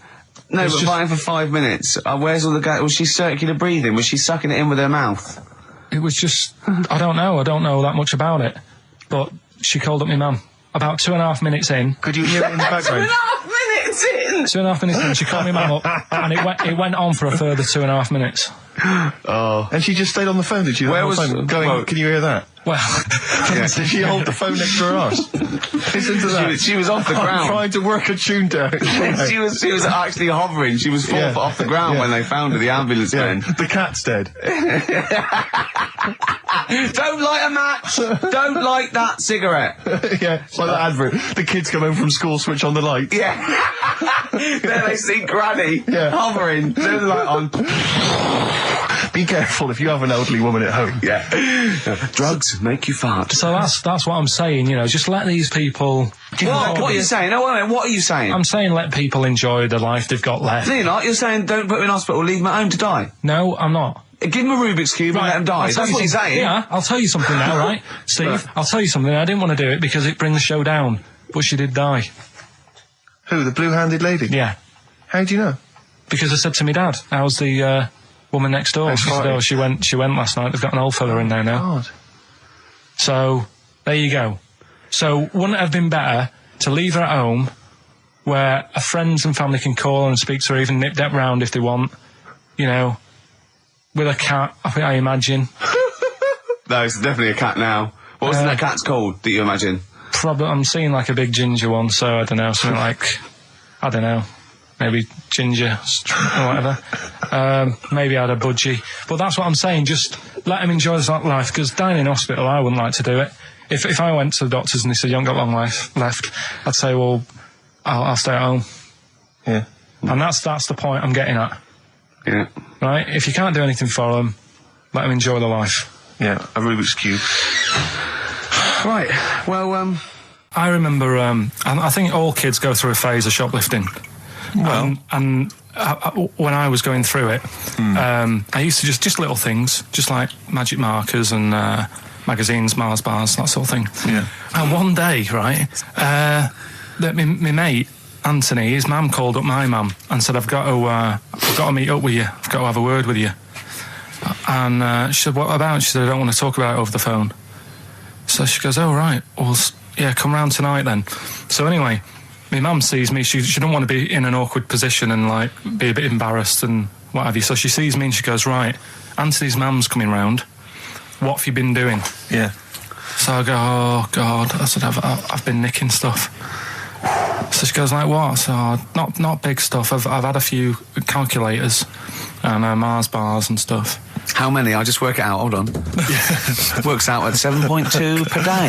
So, how many calculators do you need? So, anyway, so it was when that phase. You failed maths, didn't you? Everyone wanted a calculator. It was like a trendy thing, wasn't it? Right. Oh, yeah. In Manchester a couple of years ago, yeah. So anyway, so I told her all this and I confessed to, like... Computers will make it there one day. I confessed to... There's magic in the back of battery. Go on. Confessed to nicking all this stuff. She comes round. She only wanted to borrow some money.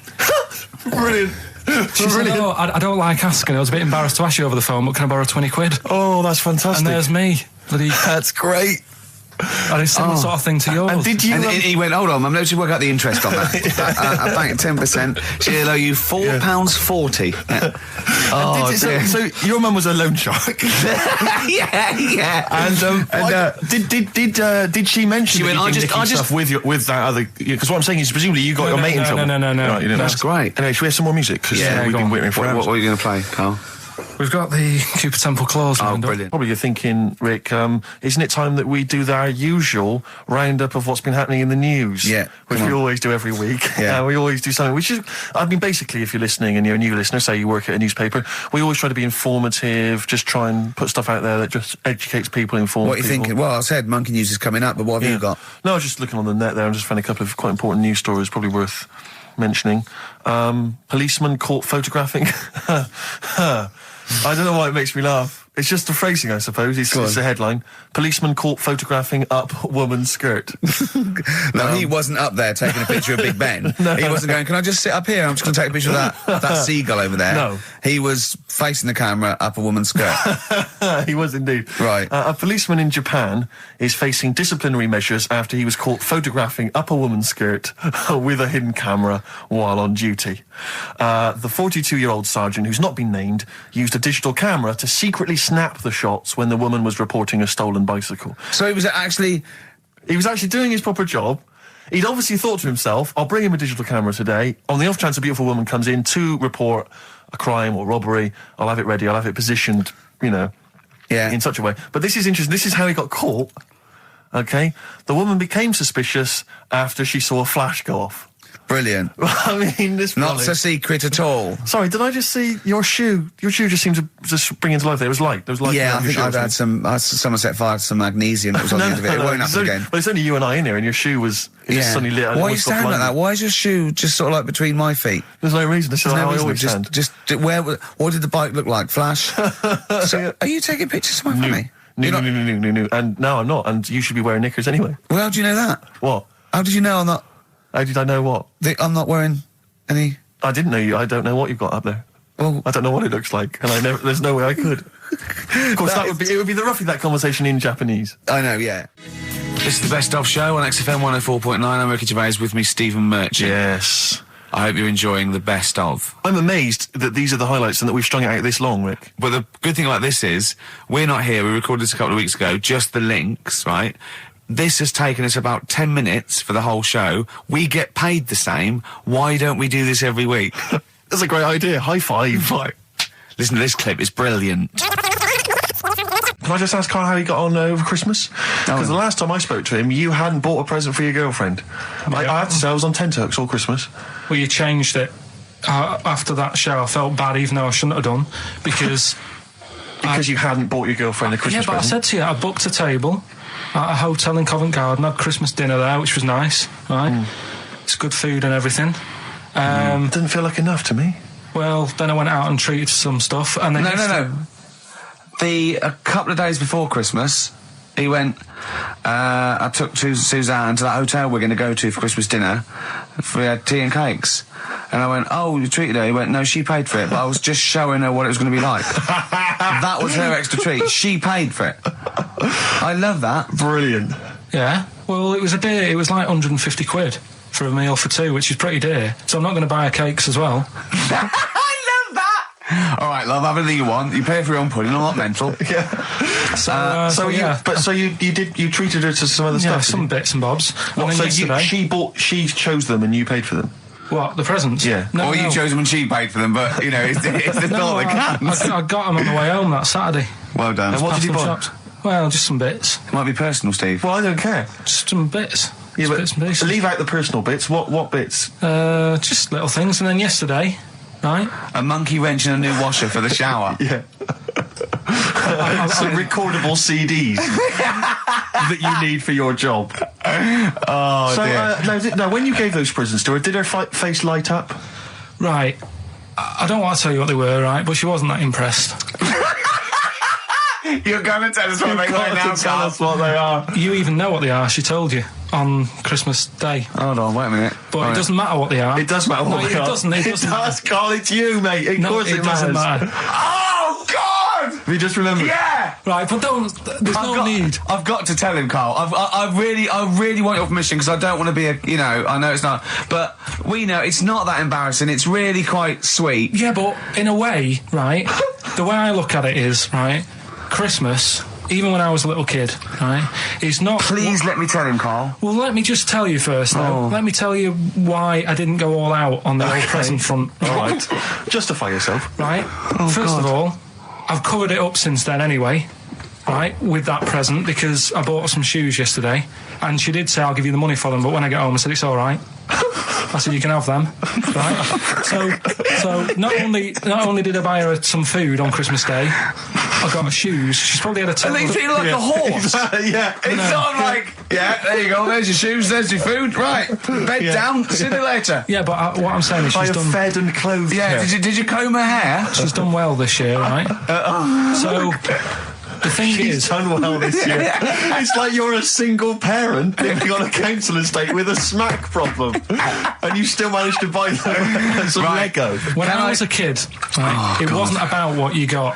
I remember one year when I was about 8. Right, this is going to make me cry, isn't it? This? No, it's not. I'm just saying the way it is. Right, I woke up at about 4 in the morning. And I was like, oh, what I forgot? And I couldn't sleep. I was that on edge. It's the excitement of Christmas, isn't it? It's like, oh, what's wrapped up? I need to know. Sure. And it's the fact that people are saying, no, you won't know until tomorrow. Yes. Sure. That annoys you and winds you up. Okay. So I got up at 4 in the morning opened my presents, and then went, right, I know now, went back to bed, had a great sleep. Yes. Right? So it's nothing to do with the excitement of what you get, it's the excitement of not knowing what you've got. And then what happened when you got up to go down with the presents? What you're saying to me is that you could wrap up a brick because the thrill of Christmas is in hoping and being excited about what it is, not the actual gift itself. Yeah. Is that what you did? Did you get a brick? No, let me tell you now what he got. He got her a present, right? And she said, she came and said, yeah, he got me. It was an industrial-sized packet of condoms. It was a joke gift. No, it wasn't a joke. It wasn't even a joke. I went home that Saturday after here, past Boots, thought, might have something in here. They were on, like, some value. Right, you passed the makeup. Were they used? The makeup, you passed all the other... Passed the makeup, stuff. Passed the lovely vanity cases. Yeah, the foot spas. Exactly. Yeah. Hold on. How much are these, love, for 100? Yeah. $4.99. Yeah. Do I get them reduced if I buy in bulk? So how many did you buy? What was it? I don't know, probably about 100. Right, okay. And is she allowed to use those with anyone? Did you wrap them? Can she just go out and have a wild time? Well, you don't need to wrap. They're already wrapped, aren't they? Oh. And then what did she say when she opened them? No, wait. Carl, what did she say? Right, play a record and we'll come back to this. Oh, you're worse than my father. That's genius. Go on. Talking about this the other day. What was it now? Listen, the fella. Play a record. Do you want, all right, All right, he's got it now. Go on. This fella goes to the doctors, right? Oh, right, okay. Right, if this is in any way apocryphal, stupid, illogical, impossible, right, you are never, ever speaking again on radio. So make sure this is at least possible. I'll tell you what, I'll even give you improbable, but possible. So if anything that breaks the laws of the universe or logic, okay, that's all you have to avoid. On you go. Right, so this fella, right, he goes to the doctors because he's got earache. Right, okay, if a chimp's living in his brain... Go on. So he's got earache, he's sat in the waiting room and his ear's all bunged up and it's hurting a lot and what have you. So the doctor comes out and he goes, right? And because his ear's all bunged up, he doesn't hear it that well, right? So he thinks it must have been me, right? So he wanders in. Keep going.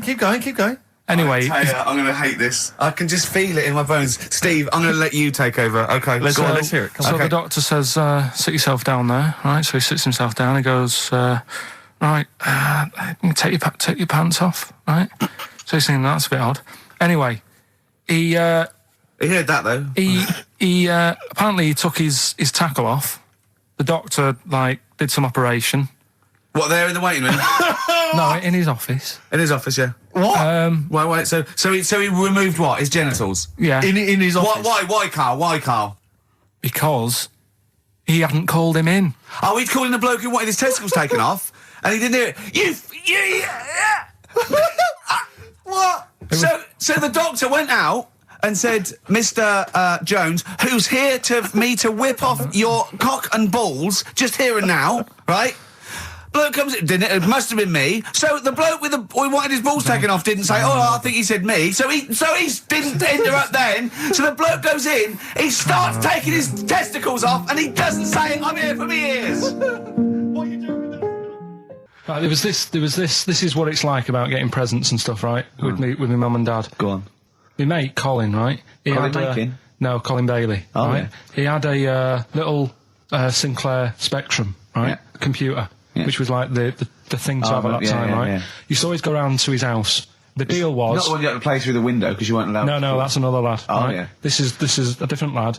And the deal was, he came to our house and my mum gave him a pie. And then I'd go round to his and I'd stay there for a few hours playing, Hungry Horace and stuff like that on it. Right? Now, my mum and dad knew that I really wanted one of these computers, right? So I waited about a year... Came round to Christmas Day, I thought, I reckon might have one. Turned out, they bought me the wrong one. They bought me a ZX81 instead of a Spectrum, right? And, Christmas Day, I'm there trying to load the games up, it's not working, I'm thinking, what's wrong, right? And the thing with me, when I was a kid, I used to get quite sort of agitated. This is the moment. Right? I found out that it needed a RAM pack to make it work, right? Looking in the thing and it's saying, and make sure you put your RAM pack in the back. And I was like, oh, where's the RAM pack? And my dad's going, I don't know, I've got you the main bit. That's it. So I was that wound up, I just was sick, right? Just sick. I didn't feel sick or anything, I just was like, oh God, went to the sink, just sick. Because I was that on edge about it. I said, come on, we've got to get one. And my dad's like, Tandy's shut, we're not gonna get anything today. Ruined again, Christmas Day. That was after the year when my train set got blown up by our kid. The following year, no RAM pack. And now you ask me, why don't I get good presents? He's scarred. He just I'm gonna die. Honestly, I'm gonna die. He's just screaming sick. Yeah. There's no RAM pack. What? Did you get to the bottom of it? Why wasn't there a RAM pack? You have to buy them separate. Oh, okay. What do you mean I can't play Frogger? Oh no. So, wasn't there another incident when you threw up? Spontaneously threw up? Through sheer anxiety? I do get it. It's not so much now because I've relaxed a bit, but as a kid I used to be quite on edge all the time with certain things. Do you think that's what happened to your cat that kept being sick? That it didn't get the food it wanted and it just threw up? Do you remember that? Yeah. God, so they shaved it. Ricky Gervais with me, Steve and Carl. Carl, why have you got a headache? You got a headache? Just a bit stressful because the moves on this week. Are you moving house? Oh, by the way, the XFM listeners came round to my house and bought the futon and table. Did they? Were they happy with it? Quite normal. They were well happy. Yeah. Couldn't believe the luck with it. What do you mean quite normal? What do you mean quite normal? Well, it's always a bit scared, isn't it, getting people round. I imagine they were scared. No. And were they excited to see you? Could you tell that they were pretty pleased to see you? No, I don't think so. I mean, you're Karl Pilkington. Yeah, but the fellas sort of, they brought the whole family round, which was a bit odd. Well, it's not often they get the chance to visit a living creek. Anyway, no, they were nice. And you're moving now, yeah? He said he phoned me up today. It was absolutely tipping it down. Right? He had to cycle in, right? Because he said, because of the move, he doesn't want to leave his bike round there. Right? And he said, and Suzanne, I can't say this in case he's listening, can I?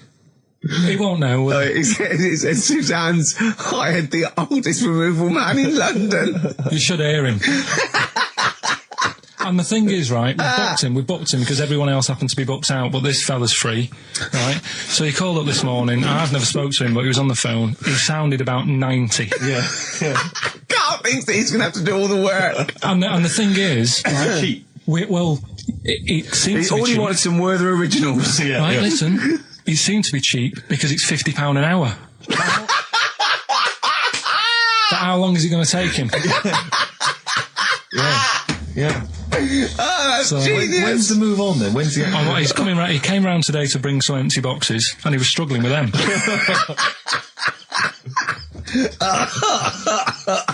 So it actually happens on Wednesday.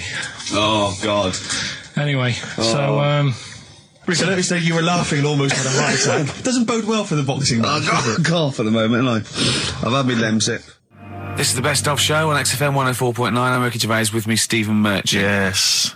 I hope you're enjoying the Best Of. Do you know what a fable is? I've got a rough idea. Okay, it's a thing that uses sort of metaphor, analogy, just to explain sort of morals. They're very old for a start, and it's all I'll give you an example of one.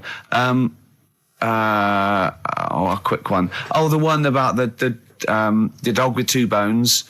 He goes to a dog's got a bone. He sees a reflection in the lake, and he thinks, "Oh, that dog's got a nice bone. I'll have that." And as he goes to get that one in the reflection, he drops the one he's got, and that's one about I think I was told one when I was younger. Go on. I think it was one. This young lad, he's got a dog, right, and he's about 8 years old, and this dog, he's had it since he was about 4. And it's a bit tired now, and he chucks sticks for it, and it doesn't go for it. And he's saying to his mum, "Oh, I want a new dog because this one's useless. It doesn't do it doesn't have any fun with me." So they say, "Oh no, but Rover's a good little dog. You should look after it." And he's like, "Oh, I don't like it. I want a new one." So they buy him a new puppy, and it's running around, yapping about, and he's loving it, and he's playing around with it in the grass. And then one day he goes to the park and he's messing about and rolling about with it, and he falls into the lake, right? And the little puppy's like yapping at him, and he's going, help me, the little dog's yapping. And then the old dog comes and gets his collar, and it pulls him out of the lake, and he goes, oh God, why did I forget about you? You're the better dog. And he loved that one again rather than the puppy. I got a feeling that was Lassie. Well, yeah, that was an episode of Lassie. What's the moral? What's the moral there, Carl? What's that telling? What's that explaining through analogy? Sort of, don't forget the old. Look after old people. I remember there was one I heard once about a young boy who got trapped in a lake inside a cage. But he loved his trainers so much he wasn't going to get them wet. But even though he had to get out there, and even though he thought that was the important thing because it's material value, he actually drowned, and the trainers were no good to him then. Got some new ideas for you. Go on. Well, they've all been blinders in the past. Go on. Did you do any competitions when I was away? Did we? I think we did, didn't we? Did we give away a DVD? Did we? Yeah, we did. Yeah, go on. Yeah, right. Go on. Anyway. Well, I thought some... This isn't like radio, is it, as we know it? This is just people talking. If the mic's on, it's luck. Yeah. If anyone's listening, I've no idea what they think of this show. It's not a show. Not in the traditional sense. No. Okay, then you're going to change with that, Carl. Because a show suggests a certain form of presentation. Yeah. A certain pride. And when we do present dare I say it, some planning. Yeah, and when we do, it's ruined by him pressing the wrong button. Yeah, but I've got some planning here. Go on then. Quizzes. What I did was, when I was on holiday, right, you said, come up with a new idea, right? So the best way of coming up with ideas is sort of... thinking. Sort of nicking a TV show name and then twisting it a bit. Yeah. So... Or just rip off Simon Mayo's idea completely. That's good advice for anyone out there. I didn't Yeah. If you're interested in ideas. Carl is presently running a course writing for TV. Yeah. And that's the lesson one, isn't it? Just rip something else off. Just do it and change the title slightly. Yeah. Well, go on. This one I haven't really got... I don't know what to do on the game, but I'm thinking... Strike It Ricky. That's all you've got? That's what you've come up with. How long did that take? What is that? I just thought it sounded a bit like Lucky. Forget that one then. Yeah, forget that one. Okay, yeah, well, no, good. No, we all have hits of this. Even Spielberg's, not all his films, can hit the. Go on. Right. No, okay, no, it's a good. Go on. Yeah. Remember Big Brother? Yeah. Do I remember Big Brother? No, go on. Big Mother, right? You call in. If your mum's ever, you win a CD. What do you mean? How can you prove that? Alright, forget that. Right, ER. Here's one. Right, ER. Good one. No. Yeah, no. The Price is Right, remember that? Yeah. Right. The Price is Ricky? No. The Rice is Right. And what I do, I read from an Indian menu and a Chinese menu. You tell me whether you have pilau or egg fried. He's a genius, isn't he? He really is a modern... that one. Let's go into this one. Let's not cross this off right away. Go on then. You read from what? Well, I'll get a couple of menus from like an Indian and a Chinese takeaway. Yeah. And I'll go like, chicken korma. Well, could I just suggest that as it's an Indian, it'll be pilau, and anything you read out that is... Yeah, but you don't know which one I'm reading from. What, the chicken korma's Indian, isn't it? Yeah, so you go pilau. But then well, you might as well say Indian or Chinese. No, because then the name wouldn't work. The Rice is Right. Okay, yeah, I forgot you're working for the title backwards, aren't you? Okay, yeah. I'm so confused. I don't know where I am or what day it is. A programme that they've been in on Channel 4, right? Can you cross that out? We're not doing The Rice is Right either. I don't understand The Rice is Right. No, go on. I'll tell you that later. We'll have a game in the office, right? A game that they've been in on Channel 4, but has got really big viewing figures. Well, obviously not. Right. Or they wouldn't be binning it. Go on. Do you know 15 to 1? Yeah. They're getting rid of that, right? Are they? I'm thinking 15 Taiwan. Get some items that are made in Taiwan, right? Get 15 items, and I say what they are, and then you go, oh, I bet it's the vase. Or something. That's the one that's made in Taiwan. Yeah. Just explain that again very quickly. No, don't, Carl. Cross it out. Forget that. Cross it out. 15 Taiwan. Tell you a job I don't like. What? I wouldn't want to be doing. The woman, there's a little woman who sits in the little snack stall on Finchley Road station. Yeah. And I don't know how to describe it, really. She is surrounded by snacks. She can't move for snacks. It's Does it look like American Beauty, but with different... Not dissimilar to that. Yeah. It's a little hut on the station. And it's like, if you go to the seaside, you can put your head through one of those cardboard cutouts and it looks like you're a big fat person or whatever, and you can have your photo taken. It's like an equivalent of that, but it's just snacks everywhere. She's got bananas up to her chin.